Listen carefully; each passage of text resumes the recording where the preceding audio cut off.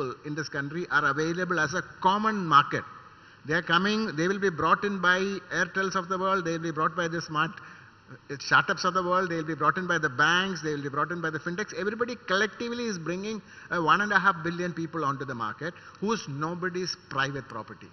That time, this smart guy, the startup coming from Chennai for his Tirupur garment industry will also have the equal opportunity. And that is a message. Now imagine, you asked about this big guy. Now imagine I am a seller. If I am, let's assume the big guys don't join us. So now, if I am a seller, I see that okay, they're giving me a lot of business today, but their customer base is only 100 million. But now in this larger thing, I have 1 billion people coming. So if they are not part of it, they'll say, why should I be there? So it will become a natural incentive. This is what happened. I remember when UPI started, some of the biggies in the financial sector said, we don't want to be in this. I'm sure that you will remember that. But then they realized it is better to cooperate. So keep in mind, it is giving everybody an equal opportunity. What does equal opportunity mean? A Kirana store say that I want to be a small Kirana store and I want to earn maybe 1 lakh a month. That's enough. He has that ambition. He should also be able to survive. We should not kill him. So what we are saying is that everybody has an equal opportunity to provide what they're good at and live within their ambitions without trying to say that I want the whole world. So that is an equal opportunity. And also not get destabilized by the bigger players which have the access to better technology, etc. So the point about being a network is very important in that case, and creation of communities therefore, which you also sort of highlighted. Dilip, I want to come to you to ask you about the MDR issue. The merchant discount rate is not there. I mean, what is the future of the MDR problem? Do you think providing an MDR will accelerate the adoption and get it to that 10x which you're talking about, or do you think that's a little far away? Right? So goes without saying. I just want to add one point before coming to the MDR issue, and Deepak spoke about the fintechs and startups. And I think today any startup requires two things, right? One is it needs a vehicle for a digitally onboarding the customers in a lowest possible cost, and second is whatever the service startup is providing, it needs a mechanism to collect that money very efficiently, right? And today, I think thanks to RBI and the government, the both Aadhaar and NPCI has been set up as a public good infrastructures, and I think the ONDC is also quite a logical extension of these two infrastructures. So I think thanks to RBI, thanks to government to think about this in advance, and I think plan the future. The second point Koshy spoke about, the equal opportunity.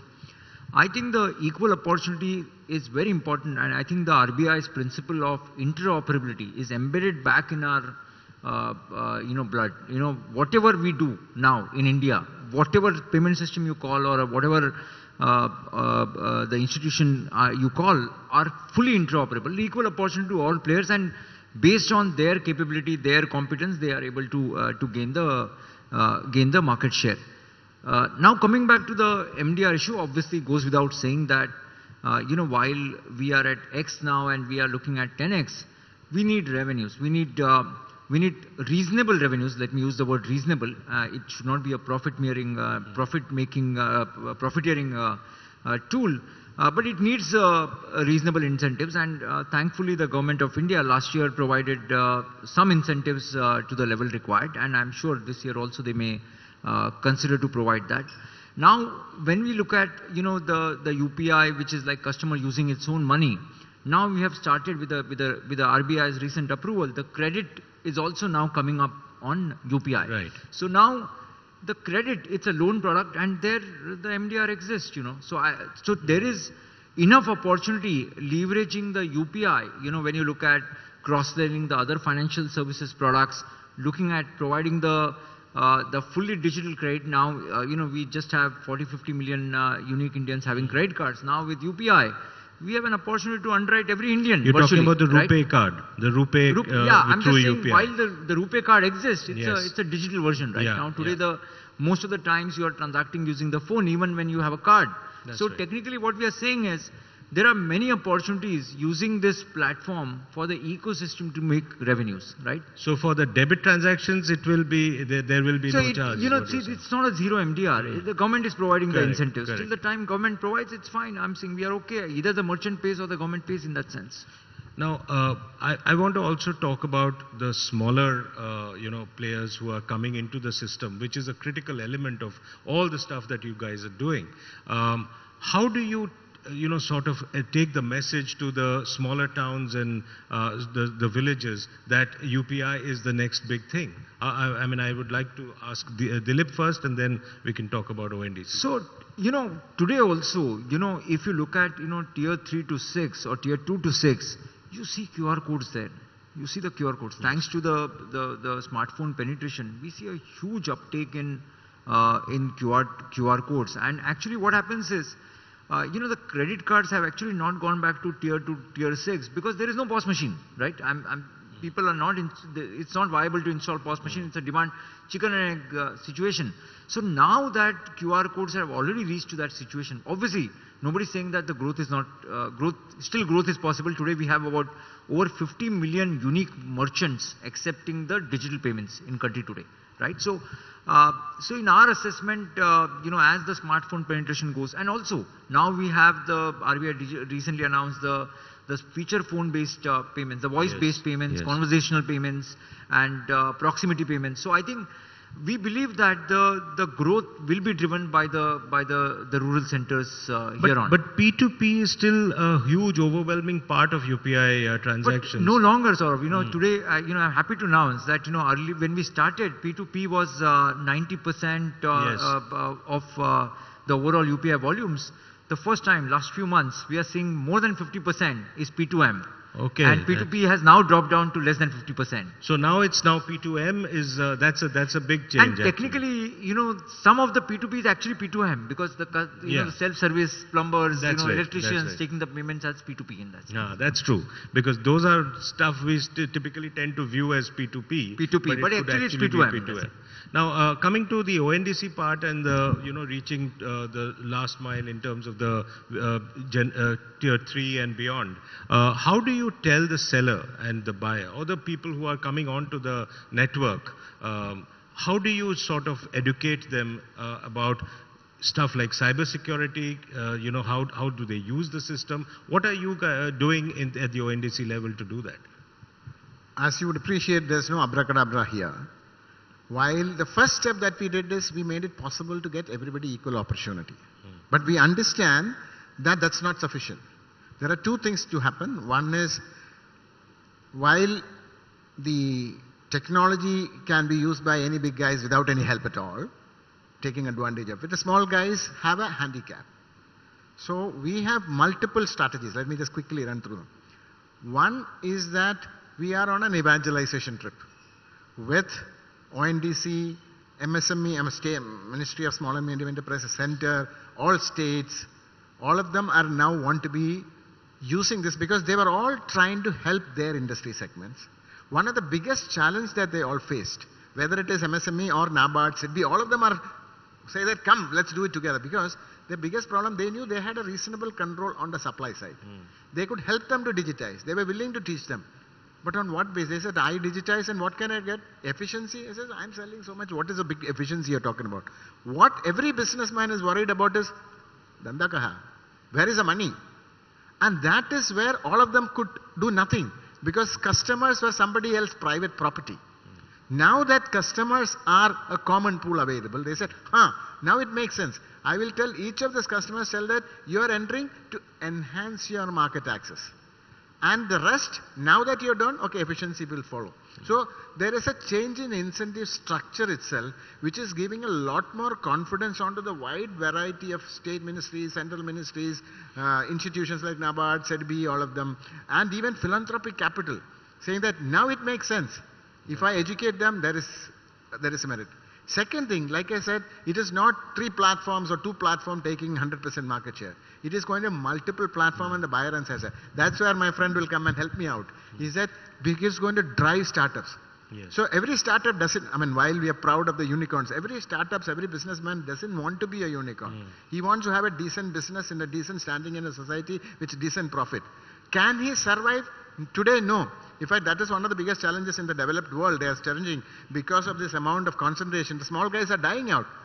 And today, small guys are getting equal opportunity. And that is why we have a very, very strong active participation both from the VCs as well as from the startup community. Hey, let me try. So that's the kind of thing to win. So Deepak, I mean, he mentioned how you can continue helping them, and how startups can actually now start leveraging these two facilities quickly and go to the next level. I mean, so where do you see Indian startups actually ending up, say, 5 years from now, in terms of the number of startups, in terms of how they leverage and how they penetrate into newer geographies deeper and deeper into India? So one, I think we are at that inflection point where startups is concerned. I already mentioned the rate at which we are seeing unicorns. By the way, both these gentlemen would account for 46 of those 107 unicorns, equally. Equally divided, 23 on fintech, 23 on e-commerce. But I'll tell you another interesting thing. We run a program called One District, One Product, which is the Prime Minister's program. And what we are doing there is picking up one product from every district in India and making it into a global product. This is a phenomenal sense of democratization, and that would not be possible without what they are doing. And that is where I see a huge benefit which is coming from there. So what I said is, when I see each of those MSMEs being empowered to reach out to the market, think about it. Before we had e-commerce and digitization, a Kirana store would sell within a 2 to 3 kilometer radius. The moment you've had e-commerce, now every producer has, on an average as we speak today, 1100 miles radius. And it could be more. You've opened the world to them. You've opened the world to 1.6 billion of my citizens, and that 1.6 billion will be just 100 days from today when we turn 100 years. And just imagine what that power will be. They are unleashing that power.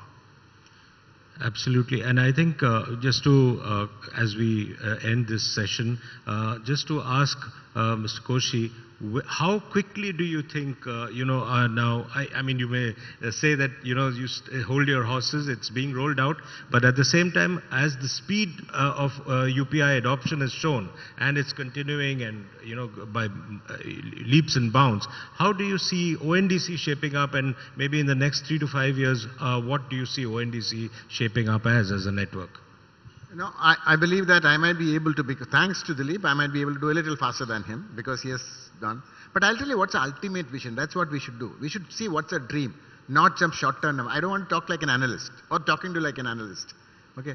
The vision is that in future, every enterprise who has something to sell will be able to make their catalog visible in an open network without being beholden to anybody telling how to do.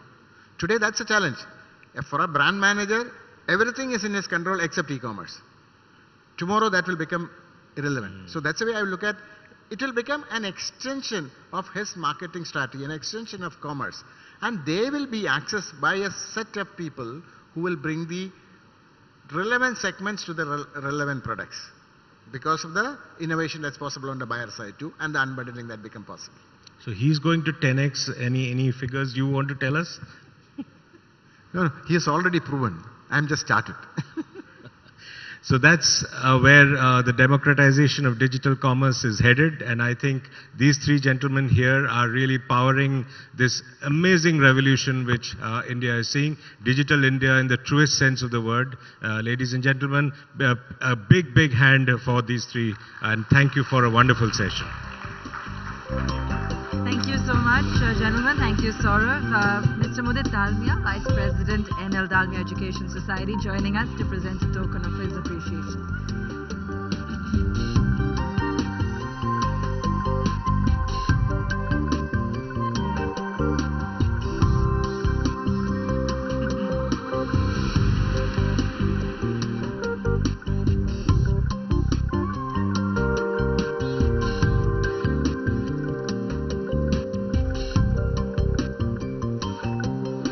Reminder that our hashtag is Mumbai Conclave 22 for all the key takeaways post such an insightful session and more. We also, of course, have signings by authors for their books at the Author's Corner outside, where you'll get a chance to peruse in a very quick tea break that we have coming up for you right now. Thank you, gentlemen. We're going to break for a quick tea break, just 10 minutes, everybody, and we'll be back in. Look forward to getting the next session started soon after that.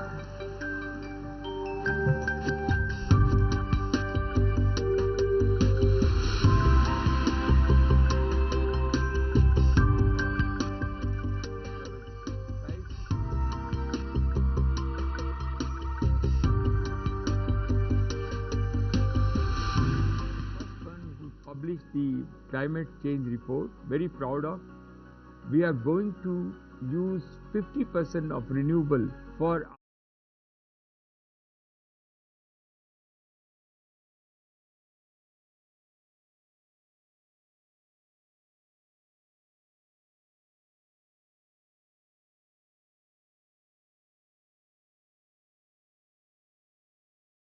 and making everything green.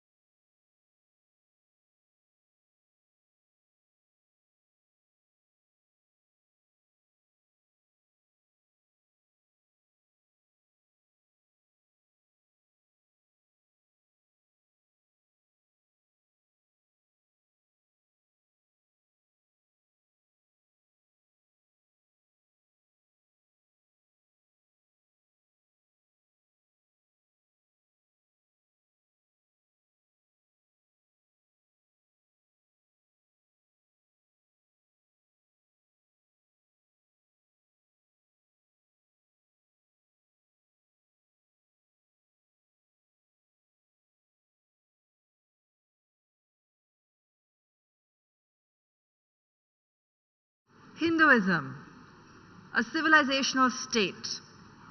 Let me invite on stage Gaurav Sawant, Managing Editor, Strategic Affairs and Defense at India Today Television, to introduce the speakers.